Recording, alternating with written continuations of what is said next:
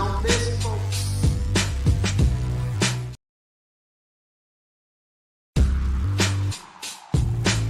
The Letterhack.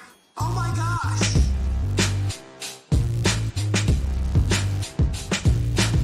We don't miss, folks. He does not miss whatsoever.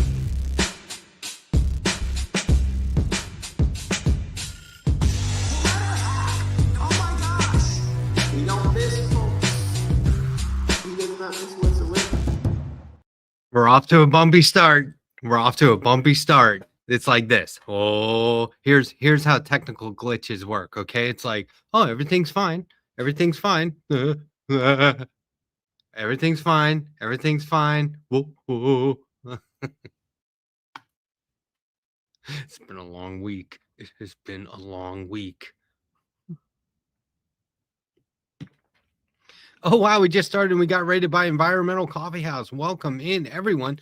Good to see you. It's Friday night. If I didn't say it already, which I'm pretty sure I didn't, because I'm like this.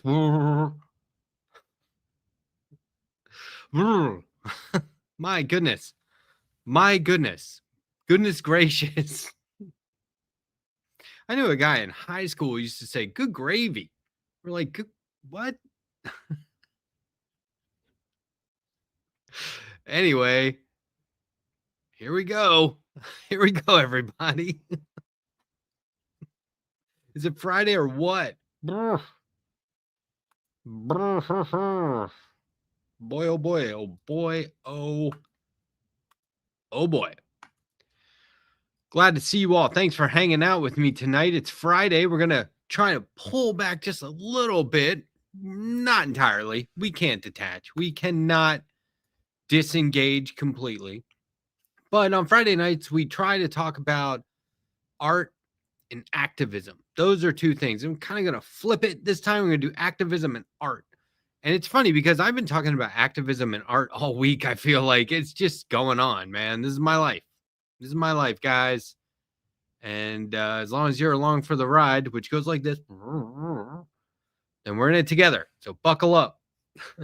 We talk about art and activism and all that stuff. What's up, Atticus Among Us?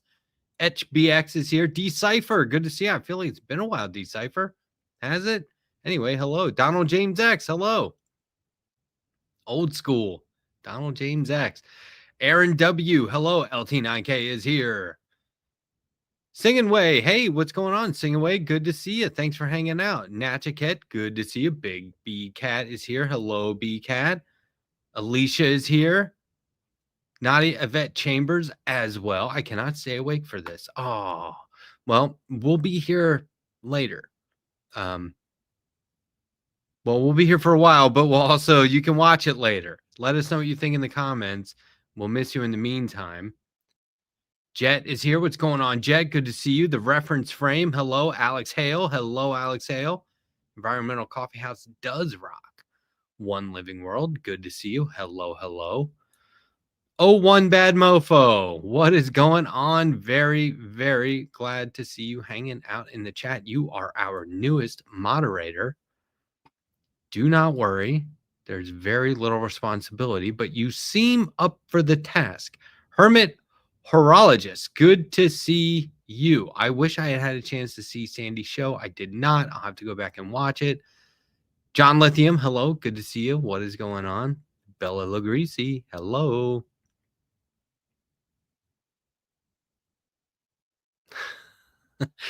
Well, you can rock. You can rock it. You can roll it, do the stomp, and even stroll it at the hack. That's what I'm talking about. What's up, John Ross? RNS Moonman 75. Hello. Hack. How did you snag Burbank? She's amazing. Colleague. Pal of mine. She's been on the show before. Actually, it was very, very cool. I said, you want to come on the show? She'd love to anytime. So I would expect to see Jessica again. But yes, that was, I'm always grateful. That was a great segment. I was really happy about how that went. Oh, it skipped on me. Oh, I was trying to say hi to everybody. I hope I didn't miss anyone. I really hope I didn't miss anyone. Obsessive Audio. Hey, what's going on? Good to see you. Bo Z. I'm just assuming it's Bozy, not Boz, and not Bozy, period. It's Bozy, right? Bobby, hello, Bobby.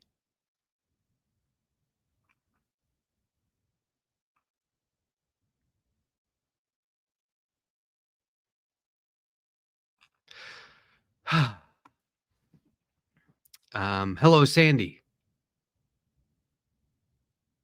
I will. I'll go back and watch it. I was saying that a moment ago. That's what I intend to do. Bozy says, you got it, but I respond to a lot. Well, don't tempt me, Boz period. What's up, Galfar? Everybody, it would be in your best interest to stick with the show as long as possible tonight, because the last thing we're going to do is talk about a comic book, a biographical comic book about a Marxist.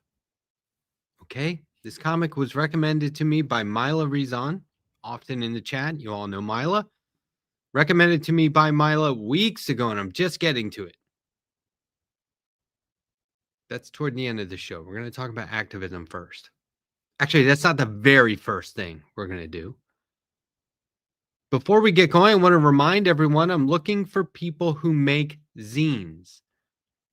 Enthusiasts, people who make them. A zine is like a DIY magazine or comic book. They used to call them Kinko's comics. You just fold paper, you print it out, fold it in half, and staple it. I'm looking for people who make zines and are also involved in activism, organizing, progressive policies and values, that kind of thing. So if you know anyone, join the Discord as Galfar suggests and recommend them to me, please. I'm trying to get somebody on as early as Monday night. So that'd be awesome. Okay, look, it is Superman Day. Warner Brothers released some behind the scenes for the upcoming Superman movie. I didn't see the dog. So I'm calling that the dog movie. Okay. Action Comics #1 came out today in 1938. That's true. That's why it's Superman Day. And that makes my father-in-law 2 months older than Superman. Exactly 2 months older than Superman. Is that crazy? He's upstairs right now.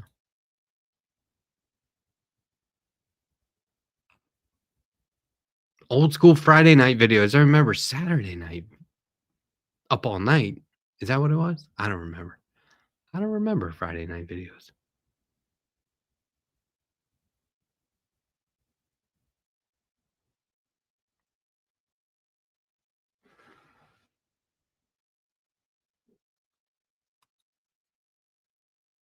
I asked if At Bozy was an Oscar Wilde fan, and not only did he not mention Lady Windermere, he hadn't heard of Lord Alfred Douglas's nickname either. Whoa.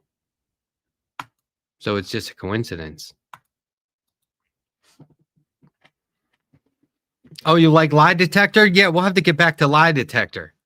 Is that what you mean? Yeah, we're going to get back to that. Don't worry. Well, maybe next week.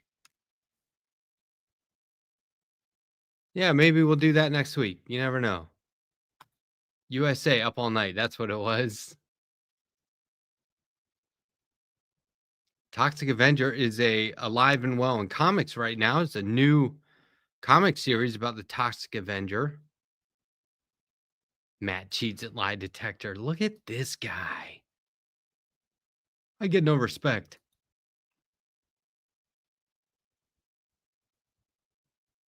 Good grief. Oh. Well, there's a lot of people who disagree with you on that one. A lot of people. Is it that it's not your favorite segment because you lose? Because you've never guessed correctly? Is that why, Alicia? Be honest. What's up, Rodney Matheson? Hello, Rachel Atwood. Hello, hello. Alicia's like, I hate that. Why?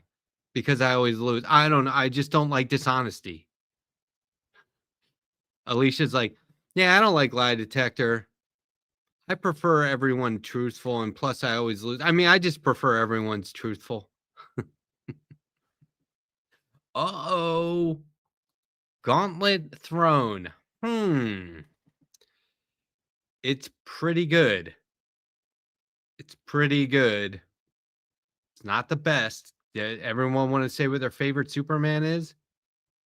Piano Zeno. Hey, what's going on? What's up, Soul Life? I mean, hey, Soul Life. What if Superman, as a baby, was sent from Krypton and crash landed in Mother Russia? Anybody else have a favorite? Any favorite Superman stories out there? I'm a big fan of Superman for all seasons. My favorite run is by Robert Venditti. It's just called Man of Tomorrow, Superman Man of Tomorrow. It's amazing. It's some of the best, like, down to earth, awesome Superman stuff. But yeah, I don't know if I have a favorite. John Lithium, thanks for gifting 10 Letterhack memberships. I'm just sitting here chatting away and people are contributing. Thank you so much. That is so cool. Really, really appreciate it. Thank you. That's huge. In Worcester bound tomorrow. Another protest sign. I saw one that was I saw something that should be a protest sign. It was the original Sonic Youth cover album. I think it was the original. It's their most famous one. And somebody repurposed it. Here, I'll bring it up.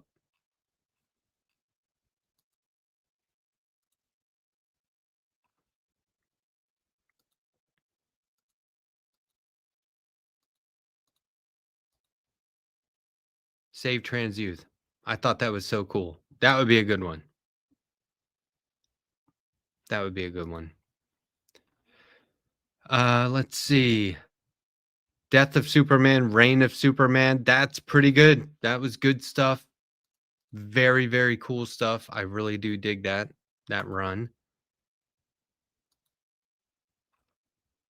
There's a World's Finest by Steve Rude. Very good.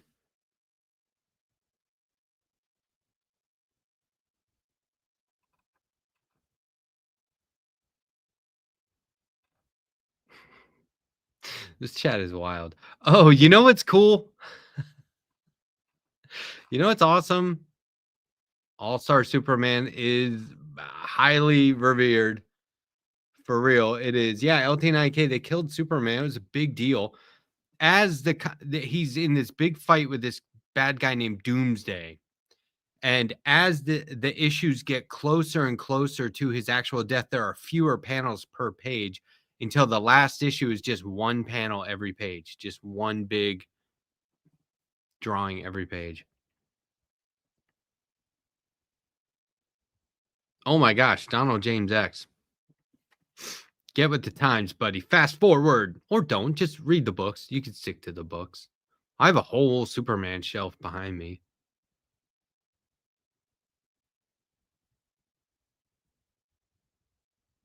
Bo Z says, I have all 4 sealed in plastic bags. Nice. Yeah, I've still got at least the one with it's in the black bag with the red bloody Superman symbol. I still have that.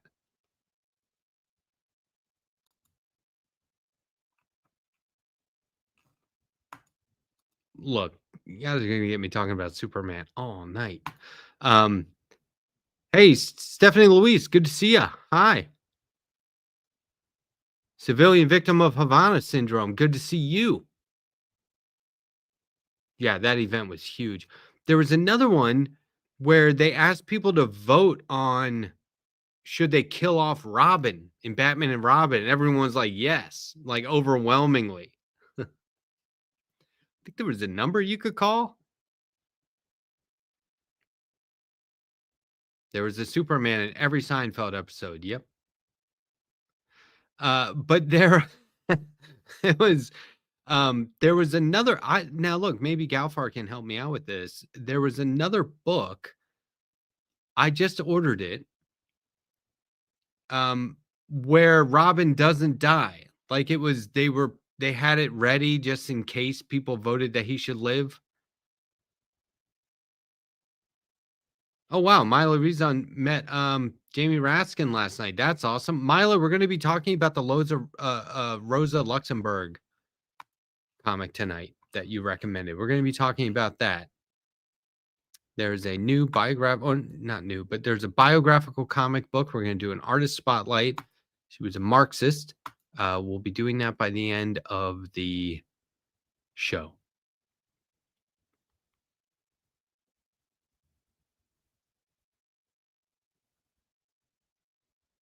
So anyway, yeah, I've got the new. I've got that alternate version where Robin lives, and I think he ends up killing Joker instead of Joker killing Rob.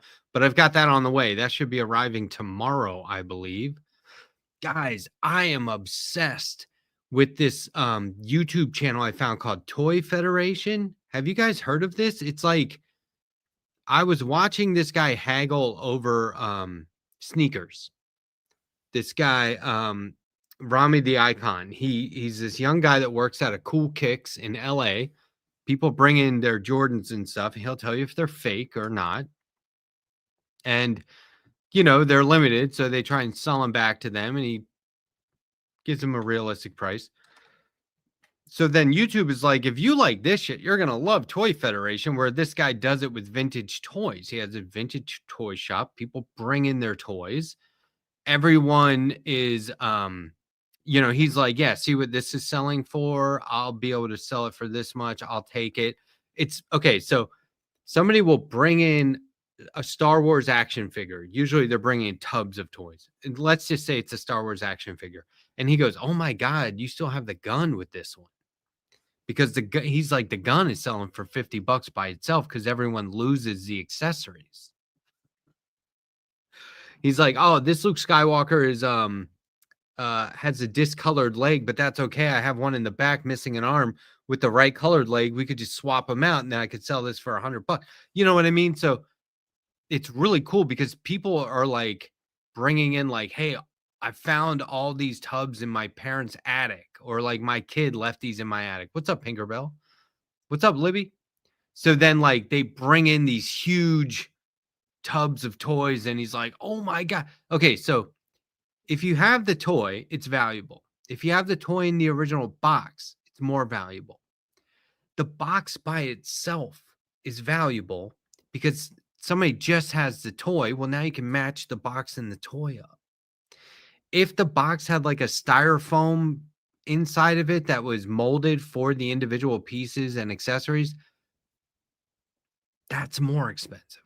He was looking at like an old Megatron Transformer and he goes, oh, wow, look at this. Like normally the styrofoam is broken right here on all the box packaging I've ever seen, but this one's intact. So anyway, it's really fun because like, even if you're not into this stuff, it's fun to watch people like who are passionate about it and they know a lot about it.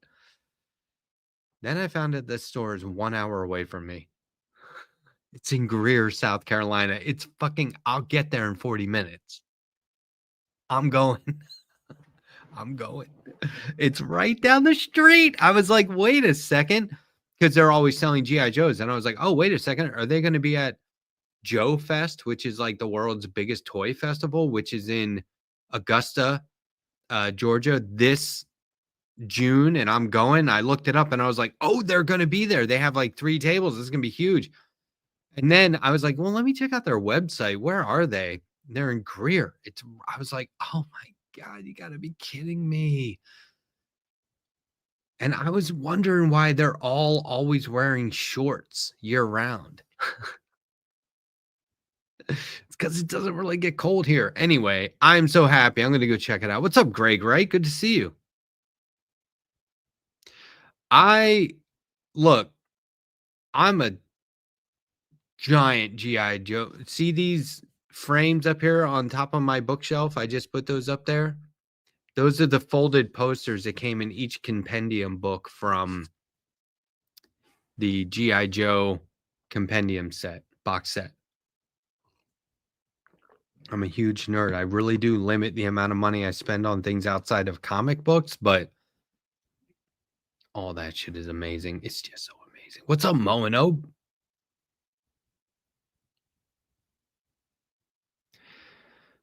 Well, well, well. No, we're going to show a video by Rebecca AZOR coming up.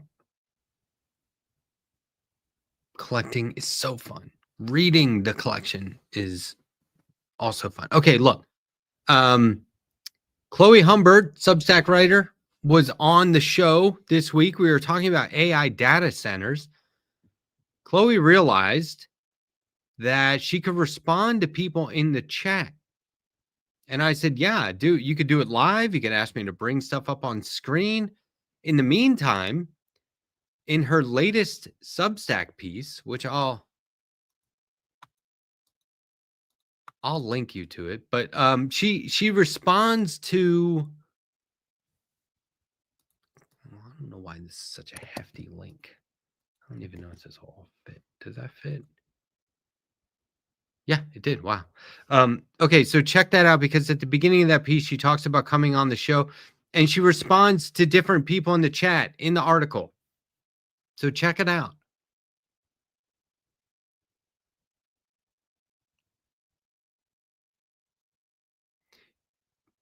Oh, Galfar. If you know anything about vintage trains, we got to talk. I got a fucking room full of those. They're not mine, but okay, check it out. So Chloe mentioned a bunch of people from the chat and responded. So if you were watching the show live and talking to us and Chloe and we didn't get to anything or chat, or it wasn't a super chat, or I didn't try to, sometimes I see people talking and trying to incorporate into the conversation. If we didn't get a chance to do that, she may have responded in the in this new piece on Substack. So we were talking about AI data. Oh yeah, and check it out. I got this done today. I discovered people were doing this in the members only chat this morning, and then dropped everything and made this because there was an AI doll image trend.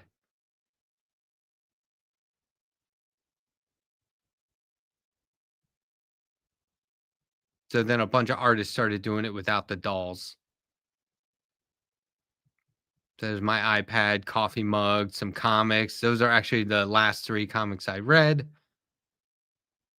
I got a G.I. Joe silent issue in there. Number 1, Galfar. Anyway, cool, huh? See the no AI up in the top corner? I thought that was fun, obviously, sharing it with you. Chloe is awesome. LT9K saw that on Instagram. Awesome. Yeah, I've been easing back into the art. I had to take a huge break. I got burnt and irritated. Okay. We got to take a look at some data centers. This is sort of a follow-up, but also, you guys know, if you've been watching this long enough, this show, you know how much I like a good interactive map. Well, there are interactive maps, and this is like enthusiasm misplaced. Explore the leading global data center database. Yay! So let's look at this map. Look at this. I mean, these are AI data centers all over the world, right? And just data centers in general. They're very bad for the environment. So these blue dots should be very alarming. Meta, otherwise known as Facebook, has one right here. This is where I live. I live in Greenwood. See Greenwood? And if you just travel down here to Aiken, this is the Meta data center. Mark Zuckerberg setting up shop. Something like 750,000 square feet. Here's Augusta. Remember I was talking about going to Augusta? They've got one. That actually is plural. So what's the profile? So anyway, you can look these up in your area and protest these things. You can either protest them or just be aware of them, because not only do they have environmental impact in terms of the planet, but it's an environment. It's displacing communities. It drives property values way down. It's noise pollution, air pollution, and light pollution. So you want to know where these are.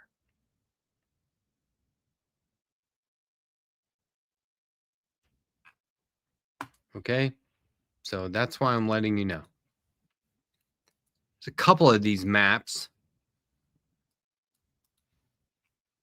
Some, I don't know if this one's.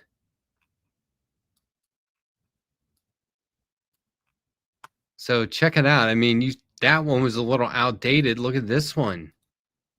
Way more activity here than the other one.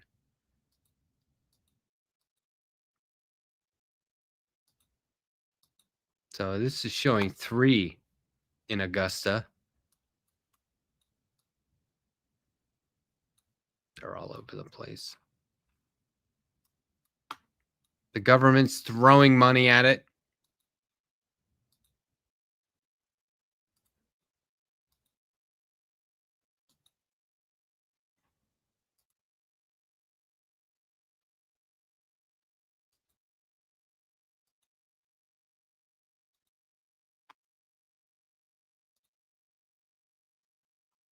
Not good. Oh, where do you want to check?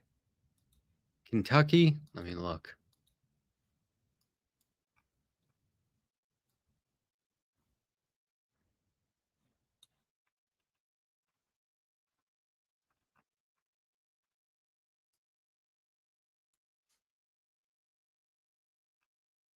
I don't see anything.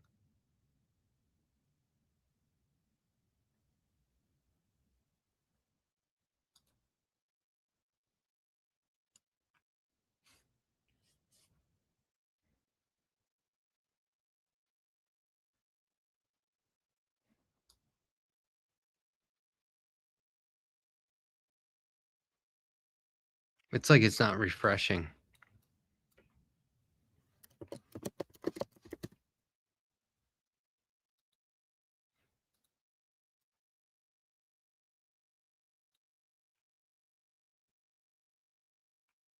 Oh, okay, here we go. Yeah, I don't see anything in your area.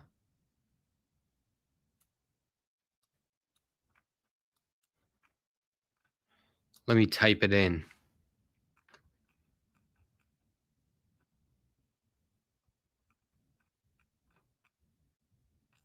And I realize it's not on screen.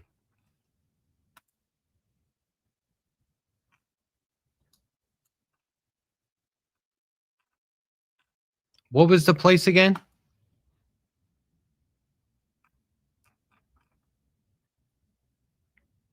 Hebron? Is that how you say it?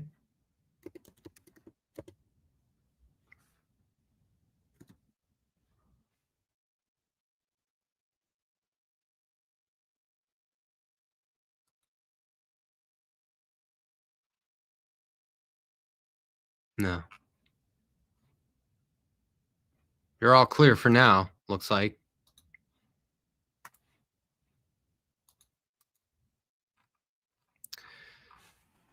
So, what I want to talk about some activism tonight, okay?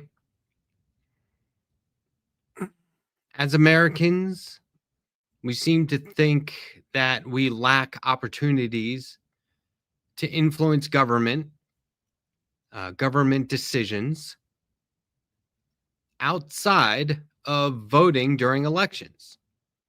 Politicians treat us that way. That's for damn sure. As if, hey, you voted, now we'll take it from here. You guys sit back. And that is not true. That is not true. Greg Wright asked Matt, do you ever sell your sketches? Yes, in fact, I've sold them all. I wish we had snap elections everywhere, all the time. I do. I wish we could go, nah, it's not working out. We need a primary or something like that. We absolutely have to email, call, write letters to political leaders, politicians, elected officials. Let them know when they've done something good that you approve, but also let them know when they're disappointing you and when they've messed up. But it's my opinion that the visibility of protest, especially large turnouts, make for an undeniable message.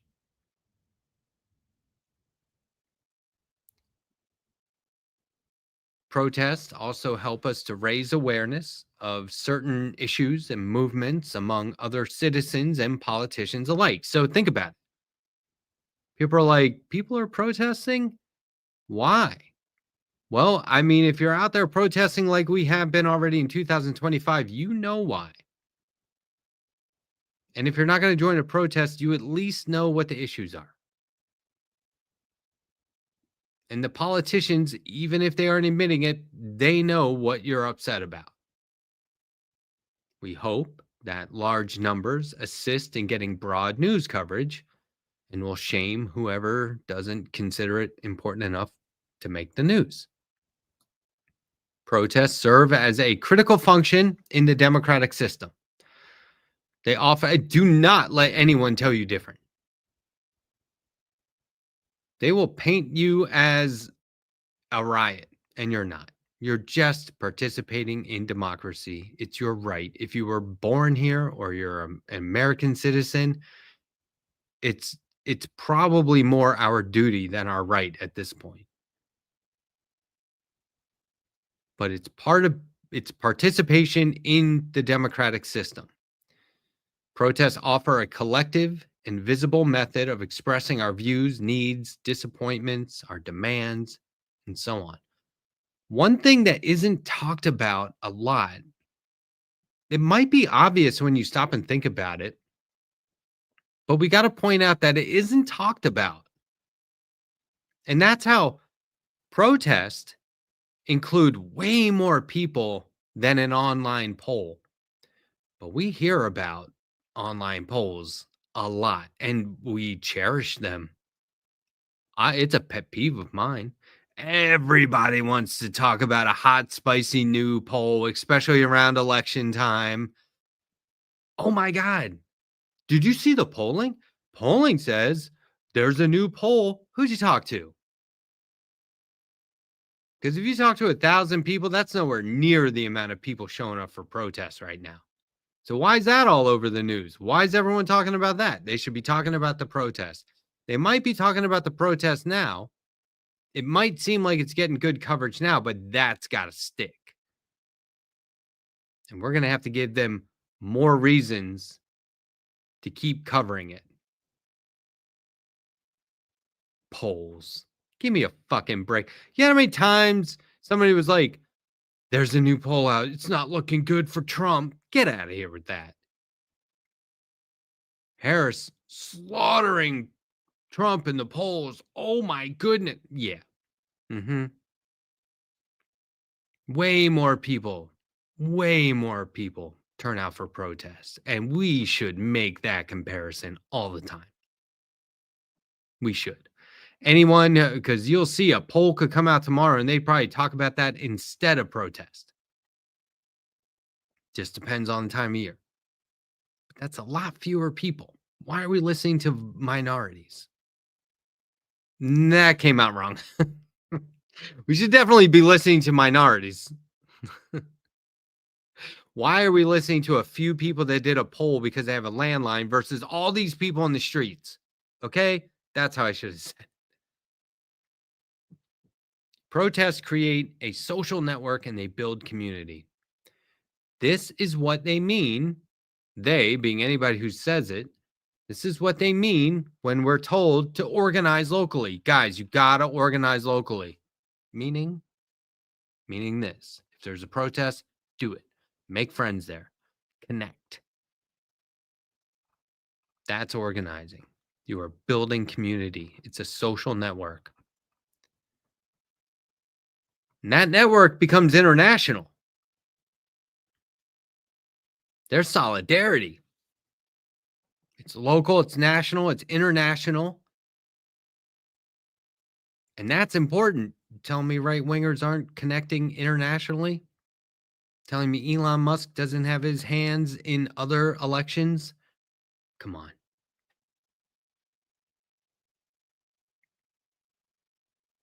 Counts at what it's dependent on big numbers. That's the key. It's dependent on big numbers. It used to be true. This is another thing that we should be talking about more and more. I think until recently, it used to be true that mostly left-wing types contact politicians and show up to a march.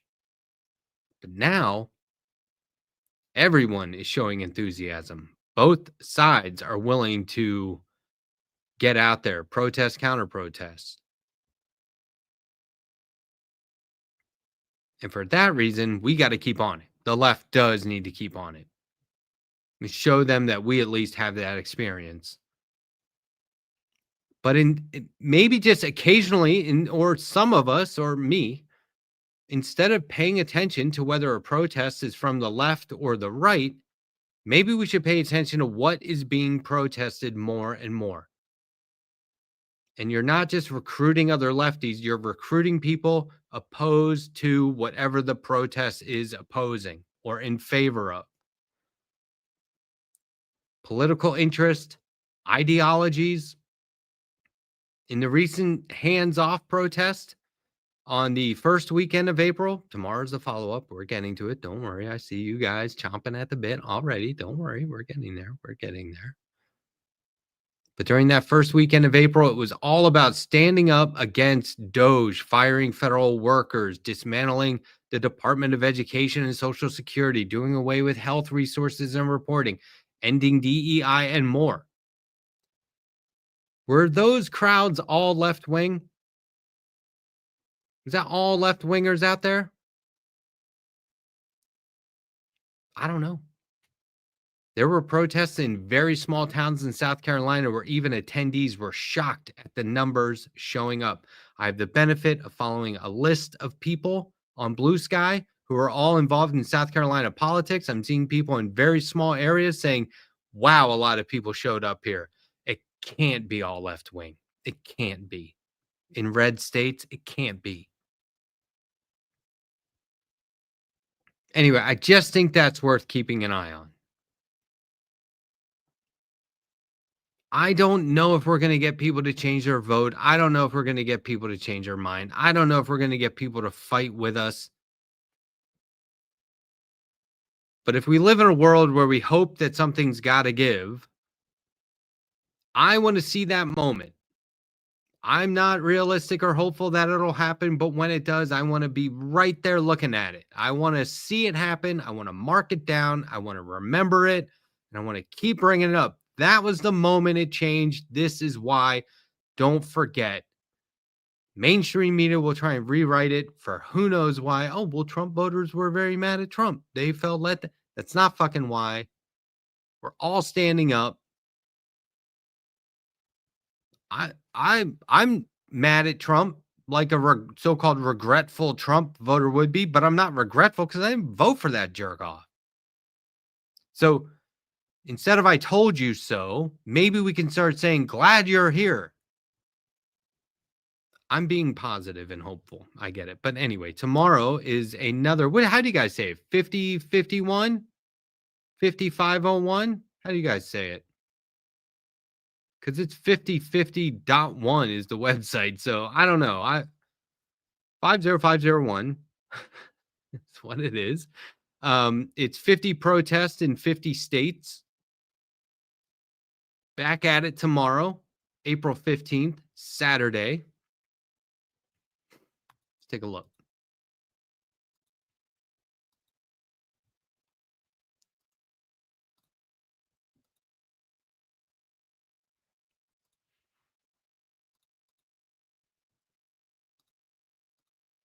Something's not working correctly here. I'm going to remove that and start again. Bear with me. StreamYard keeps changing things. I get different features when I do different. When I do things differently, slightly differently. Let me try this. Does this work? Yeah, there we go. Okay. I have a feature on my end that makes it easier to shift between windows. 5050 5501, 5501, April 19th, 5501, April 19th, Saturday, 5501, April 19th, that's Saturday. And if you're watching this today, that's tomorrow. What's up, Ghost Dog TV? Taxpayer brain. Uh-oh. Well, I got my taxes done in like January. What to know about Saturday's 5501 movement against the Trump administration? This is from April 15th. Maybe that's why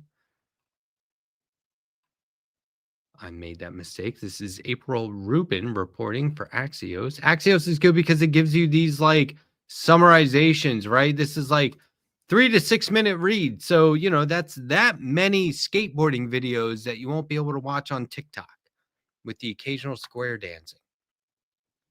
Another grassroots widespread action against the Trump administration is planned nationwide on Saturday.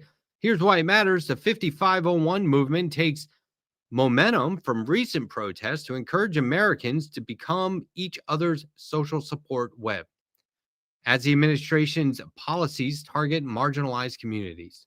The 5501 movement, meaning 50 protests in 50 states, one movement, is pushing back against what it called executive overreach from the Trump administration. Its organizing started on Reddit. I didn't know that. Our movement, its organizing started very sort of like hush hush. And then they were like, look, guys, they're watching. And we were all like, oh, right. Sorry, we get it. See, we learn, we adapt. Our movement shows the world that the American working class will not sit idly by as plutocrats rip apart the democratic institutions and civil liberties while undermining the rule of law, the movement's website said. Driving the news, more than 400 events are scheduled nationwide for April 19th, including rallies, protests, nature cleanups, and food drives. I love it. I love it. There, see, local organizing right there. Saturday's mobilizing could include protests, organizers said, but it could also include community actions like donation drives, clothing swaps, or meeting to discuss further action. We were looking at this today. I'll show you this on screen in a moment. The events, how to find an event. And the one in my area was at a park, and I was like, what are they doing there? I hope I actually said this. I said, I hope that they're just like using it as a way to also to do an action on the day, but also plan for future actions. And that is exactly what's going on. So I'm going to try and make it out there. Mine's at noon in Greenville, very nearby Toy Federation in Greer. I'm just saying, if I'm going to drive an hour away, I might as well do a combination of tasks, right? I mean, I'm just being efficient. Right? I don't want to burn more fossil fuels than I have to. So if the protest includes stopping at a vintage toy store, maybe I'll do that. Okay. I'm going with 5501. I think that sounds good. Saturdays, we need to think about the America we want to see, where we have empathy and help each other and just become that, organizers wrote. That's just as important as protesting. So what I have been saying to other lefties who are more lefty than I am, I'll get there, is that I want to fight for America. And when I say that, I don't mean a colonizer or American imperialism. I mean the America it's supposed to be. The America that workers, organizers, and previous generations fought for. I'm not giving up on their dream, on their vision, on what people wanted when they came here by boat as immigrants back in the day. And we're like, we're going to help build this into something. It's been taken over by a handful of rich people. And so I like saying, I like hearing somebody say we need to think about the America we want to see. I am an American, if only by default. but I will continue to fight to make this one of the best places on earth because I want people to be able to come here and appreciate it for that. So here's some context. The first 5501 protests were on February 5th, a decentralized rapid response to the anti-democratic and illegal actions of the Trump administration and its plutocratic allies, its website said. And that was a hands-off movement in the first weekend of April, by the way. And like, you know, we're going to do everything all the time, everywhere. My hope is that we are going to be engaged full time. And by we, I mean white people. And I will tell you why. I will explain that momentarily. White people need to be on the front lines. In just days, grassroots organizers without any budget, centralized structure, or official backing pulled off over 80 peaceful protests in all 50 states. They got 400 planned tomorrow. Zoom out. Millions of people across the country protested during the hands-off movement on April 5th. They took to streets, state capitals, federal buildings, congressional offices, and city centers. Backlash against the Trump administration has also targeted Elon Musk's involvement in the government and his sweeping cuts across the federal bureaucracy via Doge. Sweeping cuts. Oh, fuck out of here. 50-51. That sounds like 51. 50-51. I think 55-01. 50-51. We're going to know it. It's going to all blur and become come to be known as Protest 2025. We're not so far away from when people are going to be like, remember Protest 2025?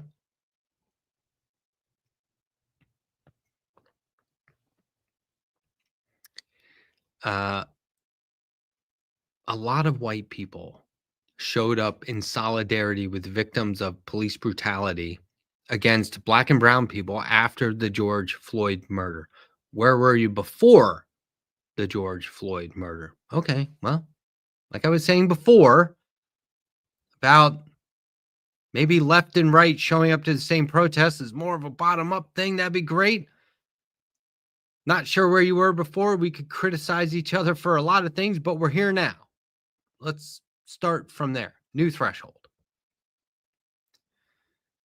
And now, 2025, fast forward 5 years, now white people are still showing up. And it's probably best that we get out on the front lines for a change. There are articles out there that I'm not going to read, but I've read them. There are articles being written now about how it's more white people out there protesting at the moment. And we'll hear about this in a second in a video, a little bit.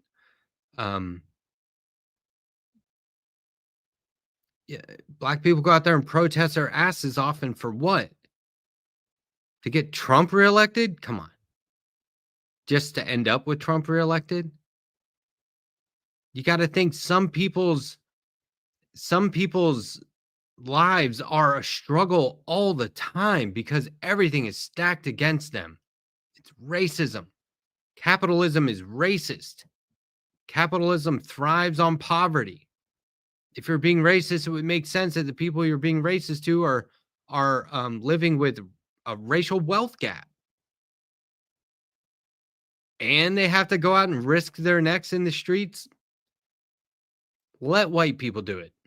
Let's just at least be the faces the cops see first. DEI is under assault. And not only that, they're just saying DEI is whatever they want it to be. They're just using it as a way to whitewash history and to make everything white again. Deportations. My God, they're grabbing people for no reason.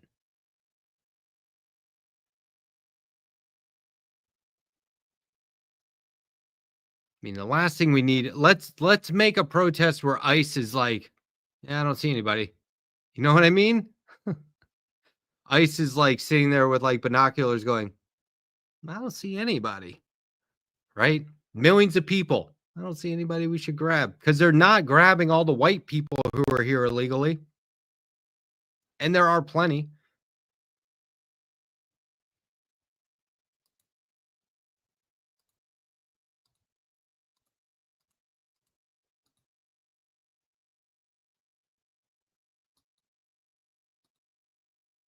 That's exactly what I'm talking about. Welcome in, Riggs. Welcome in, Polygraph Lie Detector.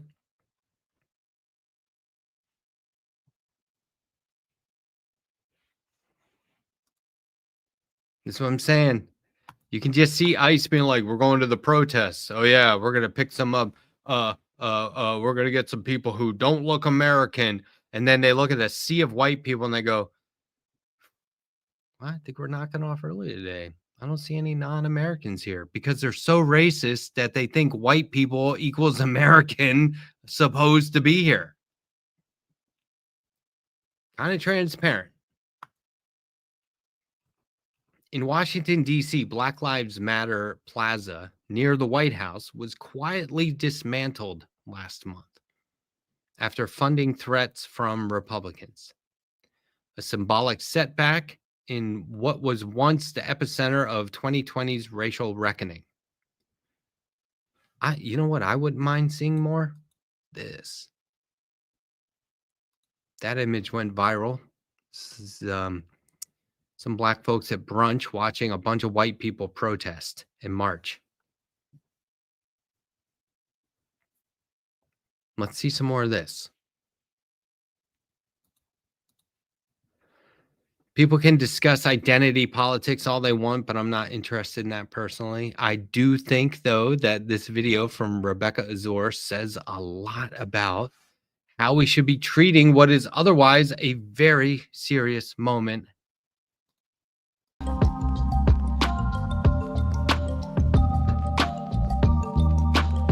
Go, Rebecca AZOR.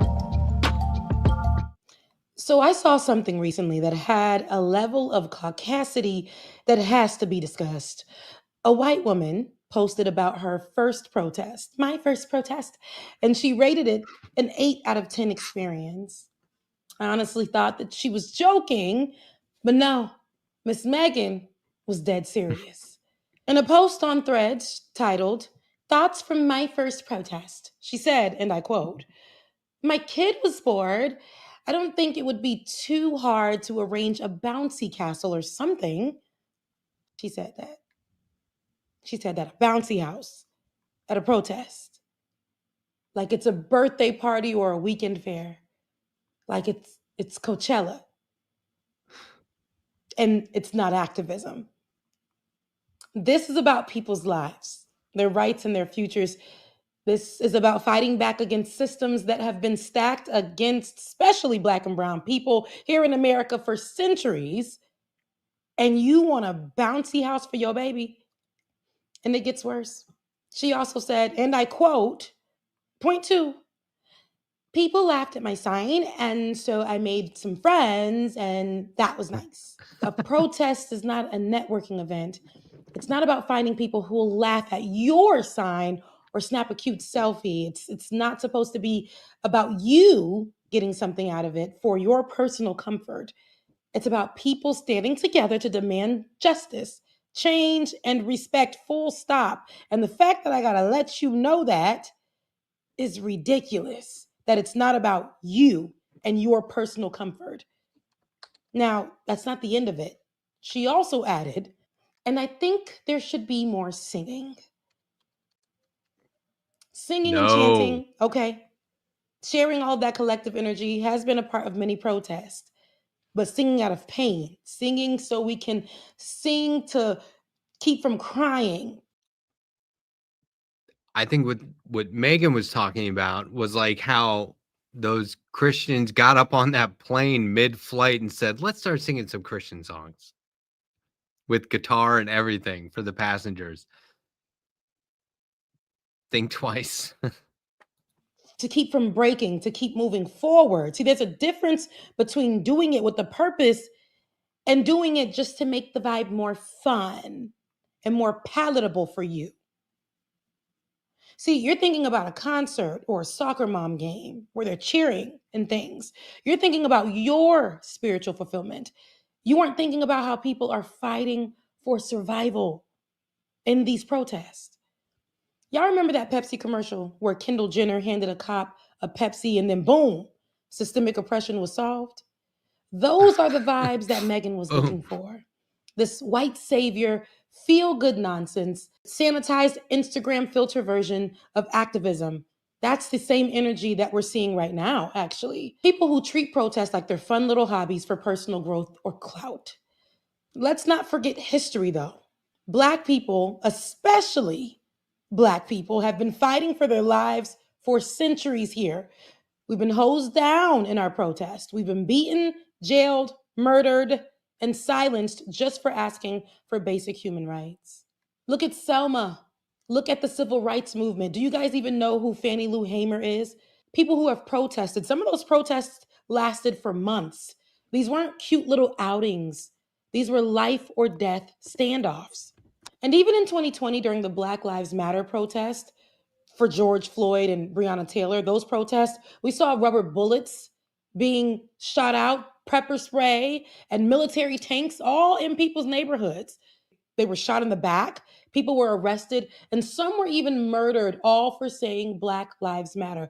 3 white men, Megan, 3 white men were shot that year when they protested the police shooting of Jacob Blake. 2 of them died.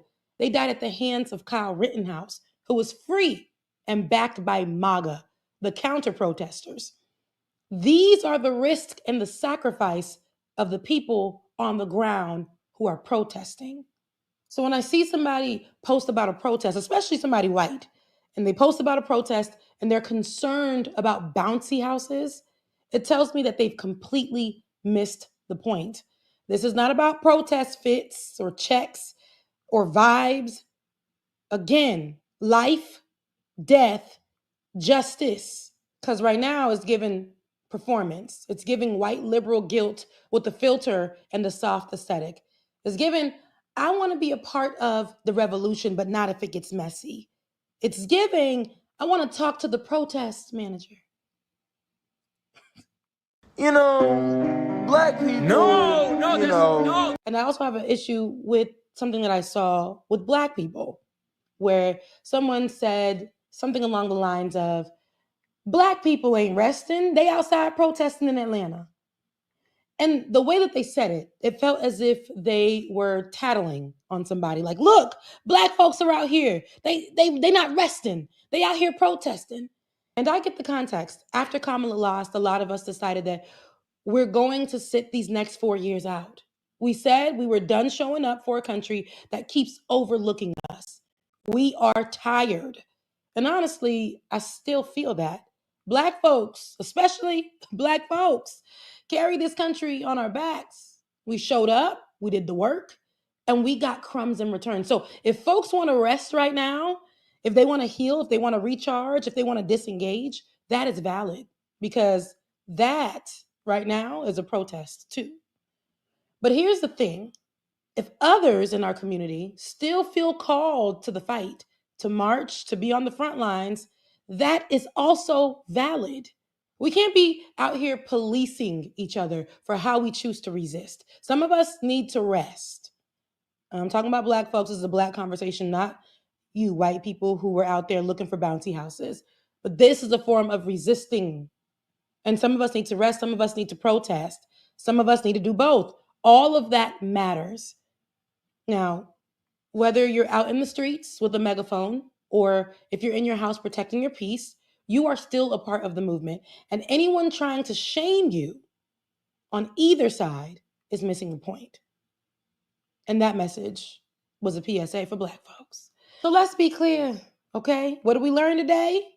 Protesting is not a party. It's not a vibe. It's not your little feel-good retreat, white folks. It's about demanding justice again, fighting for change. These are the key words that we said today. Okay, these are why we protest. So if you show up and your biggest takeaway is how to make it more fun, you have missed the point and you should stay home. We don't need you out there. So For you, Megan, 0 out of 10 would not recommend that mindset again. Check out Rebecca AZOR on YouTube, Leftist Mafia, and Like It or Not with Benjamin P. Dixon. I think what that comes down to is take it serious first, have fun second. If you're networking, like as in social networking and trying to connect with other activists and actions, great. If somebody there is like, yeah, I do a food drive, how can I get in on that? Network away. But if you're there to be like, you know, I don't know. I guess if you're going to find like your next husband or wife at a protest, great. But if it's networking for personal reasons first, not so great. I think everything works. I think everything is allowed. I don't imagine protests where people are going, please stop laughing. You know what I mean? I don't think that's what we're talking about here. Talking about taking it serious first. Why are we doing this? Why are we here today? What is the goal? What are we doing next? Right? And you don't have to be there to be part of the movement. I do want to quickly share because Rebecca brought this up and I want to do it. I want to make sure people do know who Fannie Lou Hamer is. Fannie Lou Hamer was born in 1917, passed away in 1977. In 1961, Hamer received a hysterectomy by a white doctor without her consent while undergoing surgery to remove a uterine tumor. Such forced sterilization of Black women as a way to reduce the Black population was so widespread it was dubbed a Mississippi appendectomy. Unable to have children of their own, the Hamers adopted 2 daughters. That summer, Hamer attended a meeting led by civil rights activist James Foreman of the Student Nonviolent Coordinating Committee, the SNCC, and James Bevel of the Southern Christian Leadership Conference, the SCLC. Hamer was incensed by efforts to deny Blacks the right to vote. She became an SNCC organizer and on August 31st, 1962, led 17 volunteers to register to vote at the Indianola, Mississippi courthouse. So there's a lot more to Miss Hamer. It's worth your time to read it. That is how it started, that unfortunate origin. I also wanted to bring up the Southern Christian Leadership Conference and the Student Nonviolent Coordinating Committee.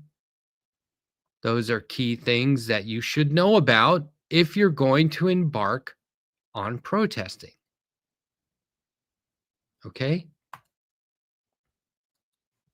Because like I said at the beginning, you're not out there for yourself. You're not out there for just the cause. You're out there fighting for what these people fought for and is now being trampled upon. Progressive values and policy are just basic human rights. It's not equality for some things, it's equality for everything. It's not just so trans people can use what bathroom they want and then you guys be quiet or else the pendulum will swing back and you'll lose the rights you achieve. No, we're going to go all the way. There's no pendulum. It's a train that goes one way and it stops at equality and we all get off and everyone's there together. That's what we're fighting for. People were fighting for that in times when they're trying to take us back to it now. But in times where only white people and mainly men had all the rights, everyone else was fighting for theirs. And now they're losing it. Look at the SAVE Act. If a woman gets married and changes her name, or if anybody gets married and changes their name, but they're specifying women in the writing, then it's more difficult to register to vote.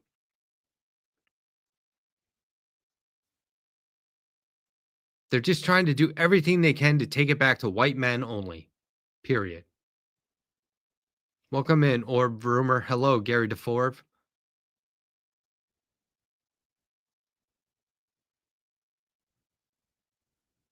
Okay. So the message there is take it serious, but I do love Rebecca's commentary, and that Megan voice is on point. Okay, so let us now take a look at what, at least for tonight, we're referring to 5501, 5051. That's the website you would go to, 5050.1. Scroll down, next National Day of Action, April 19th. That's tomorrow, Saturday. Let's find an event. Search events. And if you scroll down to, or, just scroll down enough, you will see a lot is going on. A lot. You can also look at the map, right? Or by zip code. Let's do 29649, Greenwood County. Let's see, within, we better do within 25 miles at least.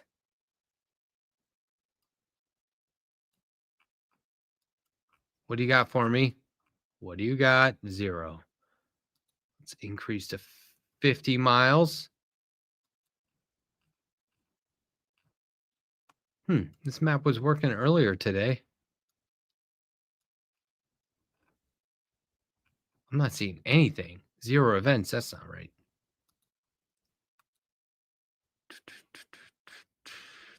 Let's try this. 29607.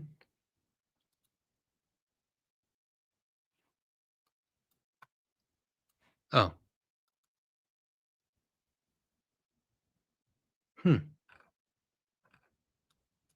Well, that's just not right. We looked at this map this morning. There were tons. Here, let's go back to...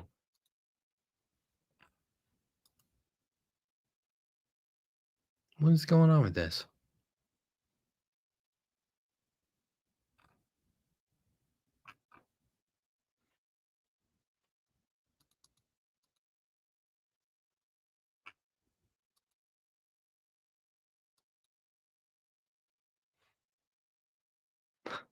I mean, it's possible the website is just hiccuping. Yeah, right here.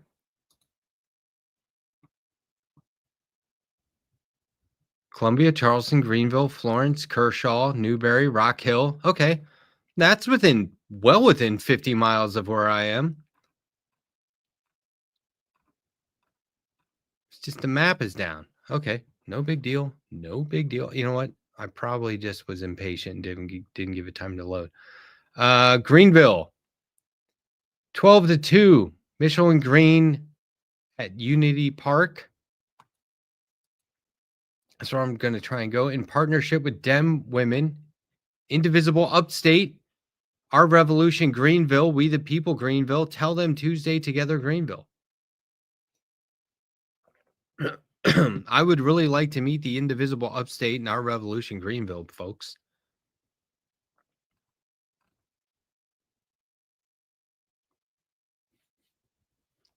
It's the day before Easter in a red state.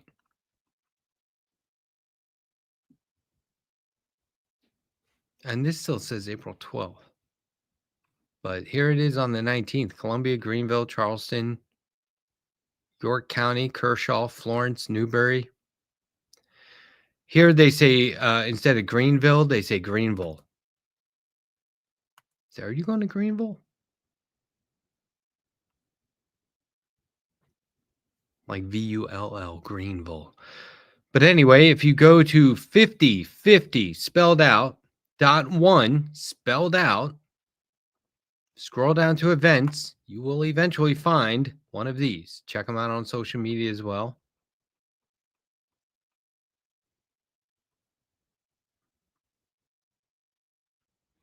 Saturday, April 19th. I'm looking forward to it. All right.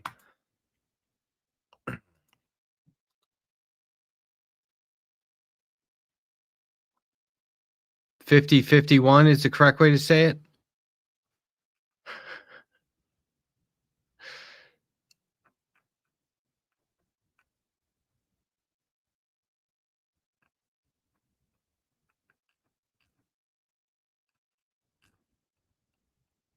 Guys, I think we're over 915.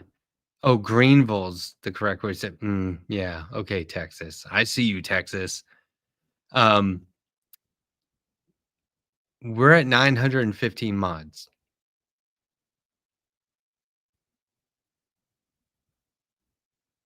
Now, I'm not religious or spiritual, but I can foresee a day not too far off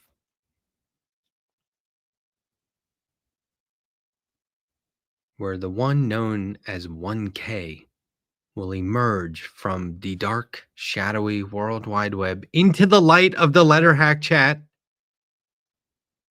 We will know them by their name, 1K, but they won't. We will be counting down. I'm sitting here right now saying there's 915 mods on this channel. One day I'll be saying we're at 999 mods.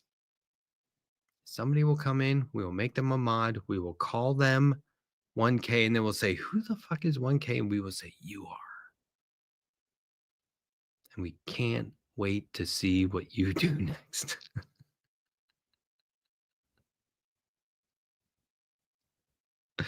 Maya, we're counting down. If we're at 915 this quickly, we're at 800 this year. But shit, we were at 600 this year. We will hit 1,000.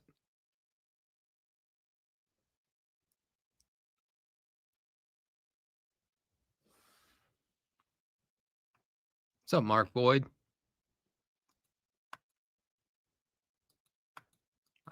I personally, I just cannot wait. I cannot wait.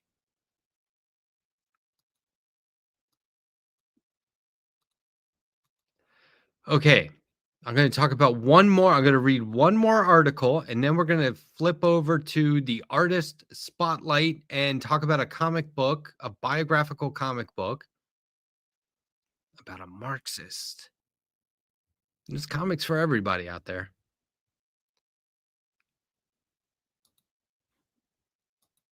First, we're going to talk about tattoos, one of my favorite art forms.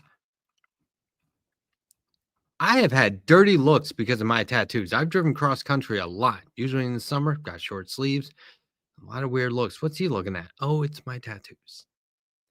People think they can just grab your hand. I've had cashiers grab my hand to look at my tattoos. I almost smacked somebody one time just out of like a reaction. But I was like, who told you could just grab my, how do you know I don't have like a bad wrist or something? Why are you grabbing people? Let me see that tattoo. And they grab my hand. It's weird. And they almost reverse assault. People have openly wondered, quote, why would somebody do that to themselves while looking at my tattoos? When I could have easily said, I was going to say something similar along those lines about you and how you look 30 older than you actually are, 30 years older. But I guess that's just what happens when you eat red meat, gin, and cigars 3 times a day. Anyway, tattoos have been in the news lately, and I've been meaning to get to this article. I put it off for one reason or another. It wasn't because I didn't want to talk about it. So now we are going to talk about it. Why tattoos are such an unreliable marker of gang membership. The United States deported. Oh, by the way, theconversation.com is ad-free. It's by academics, scientists. We got professors, journalists, all kinds of people writing just based on their expertise. This is Beth C. Caldwell, professor of law, Southwestern Law School. And they always give a disclosure statement. I collaborated on an amicus brief based on this research that was filed with the U.S. Supreme Court in Department of State versus Munoz in 2024. So, full transparency. The United States deported 238 Venezuelan men on 3 flights to El Salvador on March 15, 2025, claiming that they were members of the Tren de Aragua gang that originated in Venezuela. There's going to be a lot of words during this article that I will conveniently and strategically skip for fear of mispronunciation, mainly names. Immigration officials have said that tattoos were not the sole criteria used when deciding whom to deport. However, a government document showed that officials relied on tattoos and clothing to determine gang membership. A lawyer for one professional soccer player who is among the Venezuelans deported to El Salvador says the government detained and deported her client because he has a tattoo of a soccer ball with a crown on top, which resembles the logo of his favorite soccer team, Real Madrid. The tattoo and a photograph of the man making a hand sign that means "I love you" in sign language are only two pieces of evidence the government has presented of his gang ties, according to his lawyer. Here he is making that sign along with a lot of other people making that sign. Do they look like gang members? All of them? There's Bam from Jackass. Come on.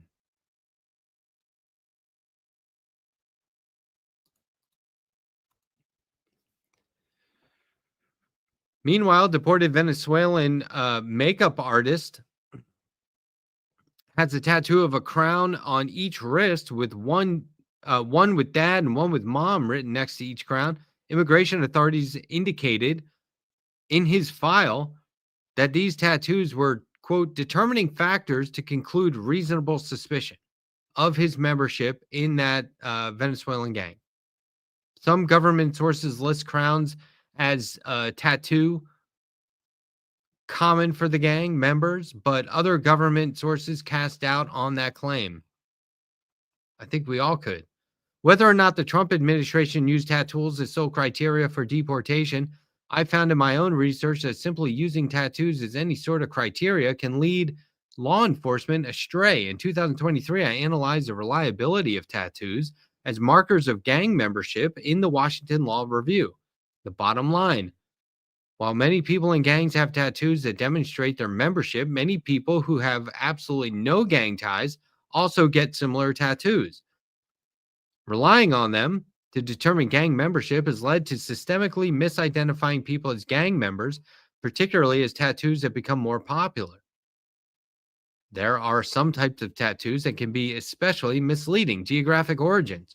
In 2017, U.S. Immigration and Customs Enforcement detained Daniel Ramirez Medina, who was lawfully in the United States under the Deferred Action for Childhood Arrivals Program, or DACA.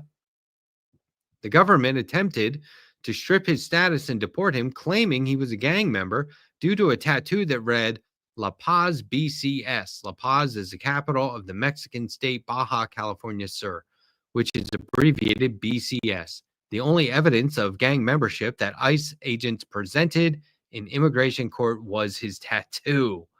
Damn. But they overlooked the fact that tattoos depicting the names or area codes of hometowns or countries of origin are common for people to honor where they came from. Now, I'm going to pause here and let you know that, but they overlooked the fact, should have said, but they overlooked the fact or intentionally overlooked the fact, right? Because it's not like they were like, oh, we've been doing this wrong, you guys. Oh, shit, we did it wrong. No, no, no, no, no. They know what they're doing. They know this isn't reliable. It's an excuse. First brown, then tattoos, then deported. This is particularly the case for people who migrate or move away from their homelands. For example, tattoos of 503 and 504, the country codes used to dial El Salvador and Honduras, respectively, have been relied upon to allege gang membership, even as many people who have these tattoos deny any gang ties and have no criminal records. So even if you are in a gang, there's no criminal record. Law enforcement has also relied on tattoos of the words Mexican, Chicano, or Brown Pride as evidence of gang membership. Now look, let's say when the president of El Salvador was in the White House, like he recently was, let's say when he was in there, he said, shit, you know what? I got to call home real quick. And they were like, yeah, grab the phone. Here, I'll dial. What's the number? And he says, first dial 503. Can you see Stephen Miller going, what did you say? Marco Rubio's like reaching for an ankle pistol or something. He said 503. You must be a gang member. It's so, even, look, this is how you know that guy is acting in bad faith as well. because he could have cleared all this up. But instead, he's like, we're getting paid to do this. We'll jail whoever you want if you pay us. Some gangs, such as the Mexican Mafia, include a reference to nationality in the name of the gang. And in the U.S., street gangs are often based in specific neighborhoods, with many gangs incorporating the city or street where they're based into gang names and associated tattoos. For this reason, tattoos celebrating a city or country can only lead to confusion. It's not reliable. Religious imagery and pop culture. Tattoos of popular Catholic religious images, such as the Virgin of Guadalupe, praying hands, and rosaries, have also been used to label people as gang members, a move that would seem to be clearly overbroad. While some gang members may be Catholic, no one would ever try to allege that all Catholics are gang members. That would be a lot of people. At least one of the deported Venezuelan men had a tattoo of a rosary, along with tattoos of a clock and the names of his mother and niece with crowns atop the text. Tattoos have also become an important way for people to celebrate popular culture. Tattoos of women's lips, for example, have become popular among gang members and non-gang members alike.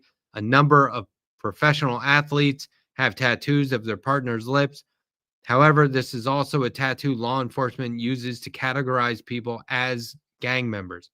According to Texas Department of Public Safety, tattoos of stars on shoulders, crowns, firearms, grenades, trains, dice, roses, tigers, and jaguars are common among the Venezuelan gang, the aforementioned. The issue, of course, is that these symbols are popular among people with no connection to the gang. They're using an imprecise methodology. Understanding the problem really comes down to math. While it may be true that many gang members have tattoos of the images listed above, it is also true that many non-gang members have similar tattoos. Do these tattoos look threatening to you?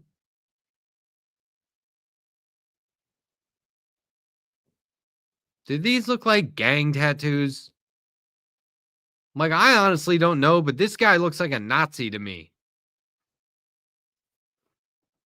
On that note, how come the Proud Boys are still walking around if gangs are so bad? If we're deporting people for being in gangs, why are the Proud Boys allowed to exist? How about Patriot Front? This guy looks exactly like a Nazi terrorist to me. Just saying. I'll apologize later if I'm wrong.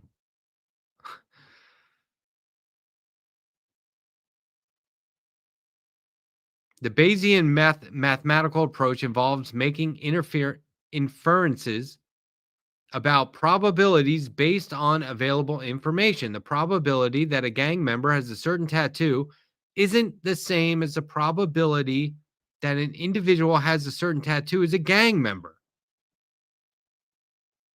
Right? I mean, come on. The U.S. government seems to be wrongfully equating the two, ... probably on purpose.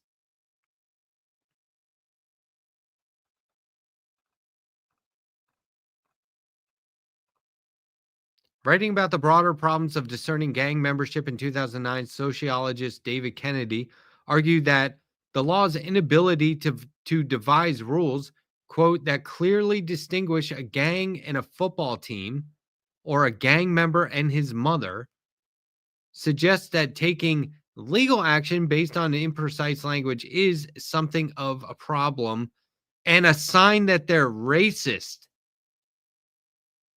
and a sign that they're trying to keep the country white because there are white people here illegally. There are white people with these tattoos. I have a tattoo of a praying angel.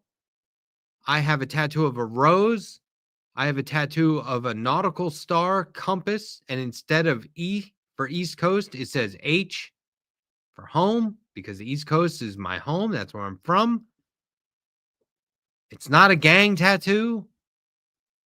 Nobody's coming after me. This problem becomes magnified when there's no due process for the accused, which is exactly what happened to the Venezuelan men whisked off to El Salvador.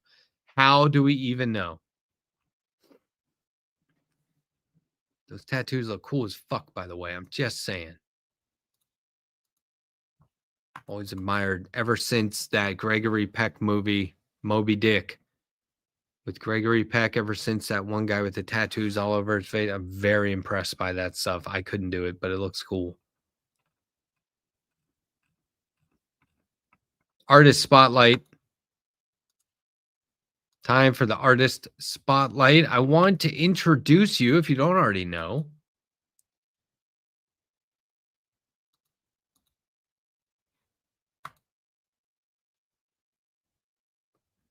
to cartoonist and activist Kate Evans. Kate Evans has a great deal of books. Very cool lefty.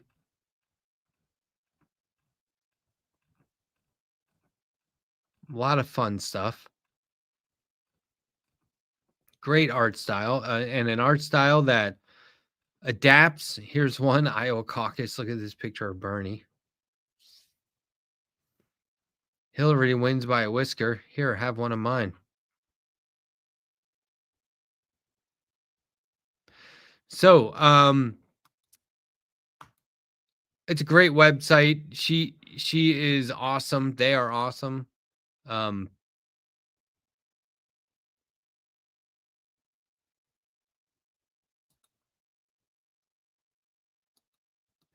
But I would like to show you an article about Rosa Luxemburg.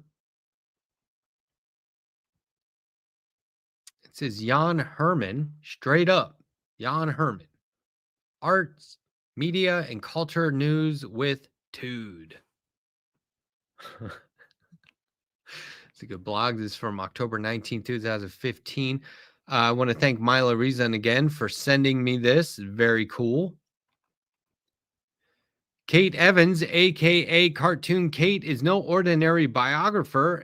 Her in-depth account of the socialist revolutionary Rosa Luxemburg, died in 1919, Red Rosa, edited by Paul Buell, traces both the... Paul Buell has a lot of lefty books that he's edited, some with Harvey K., Professor Harvey K., and a ton of graphic novels.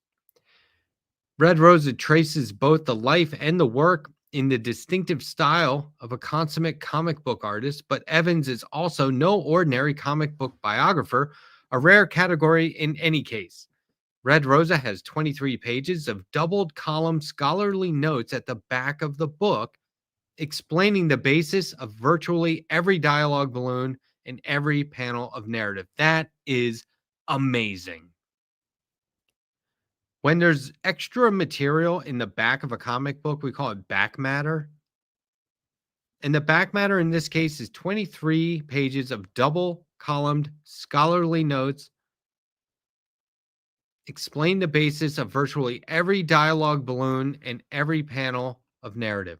When you read Red Rosa, flipping between the notes and the narrative, it feels like a hologram of ideas because you see not only the actual text used for the dialogue, but also the context.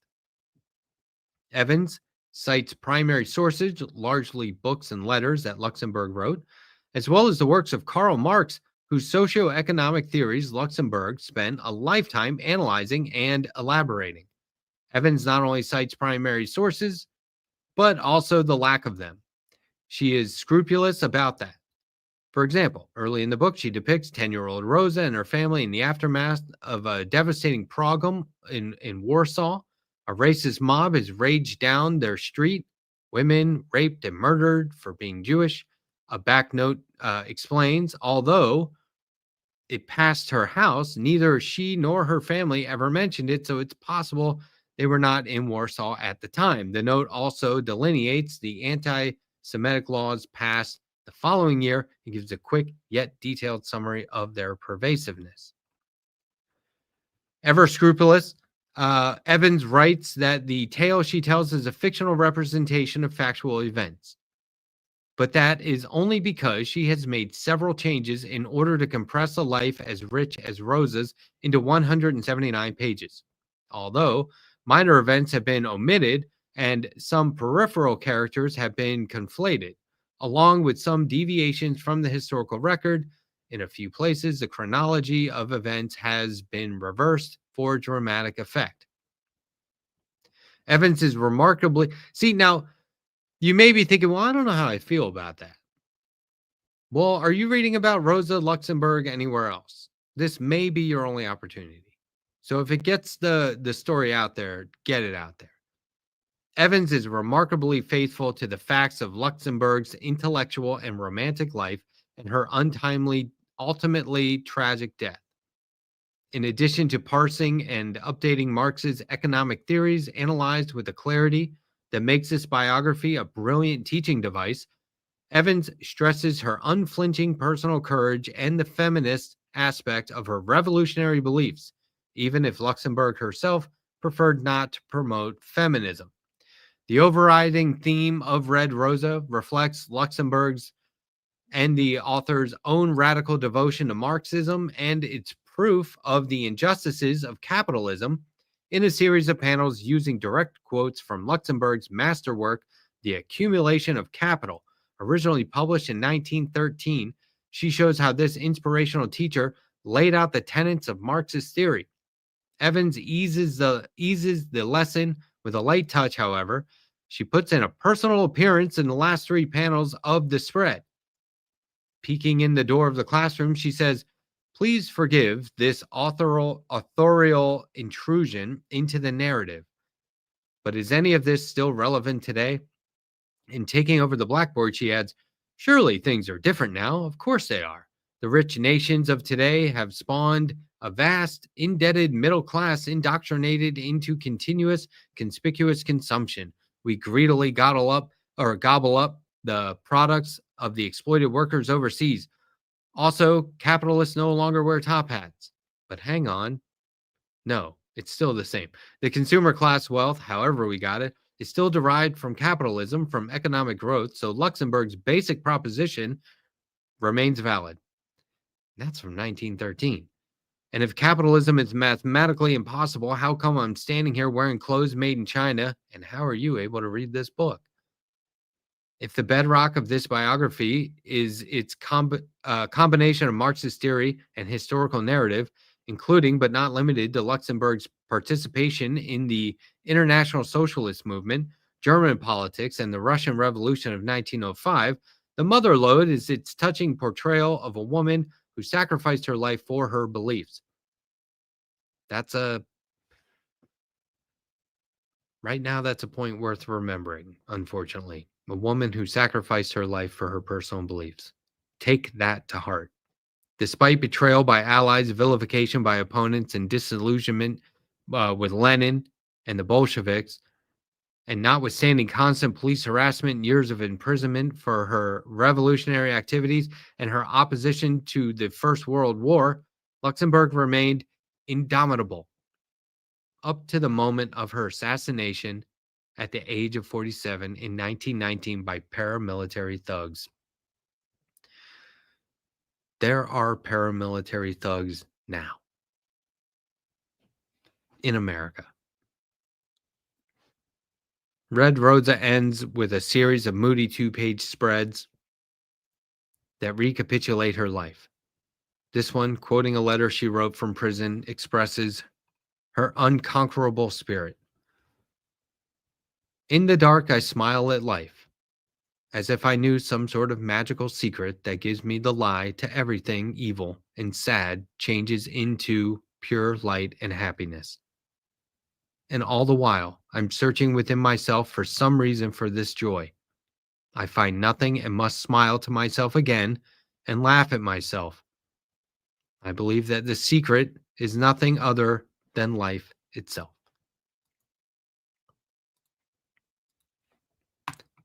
We'll end on that note. Being indomitable. Being impossible to subdue or defeat.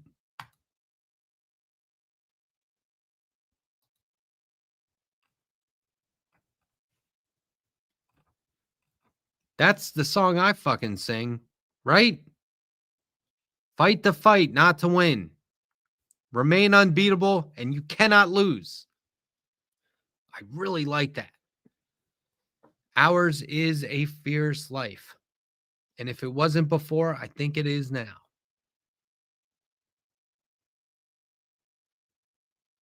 Big day of protest tomorrow. Have a plan. Tell people where you'll be and when you'll be back. Make a difference. Don't take any shit, but have an exit. Make sure you leave through the same door you came in, as they say. They also say activism is leaving safety behind. But be smart as you do that. Speak your mind, even if your voice is shaky. After all, I'm counting on seeing all of you back here Monday. So you can tell me that you made it through to the other side. How it went where you were. And don't forget, keep your head on a swivel. The Letterhack loves you. And for fuck's sake, no bouncy castles.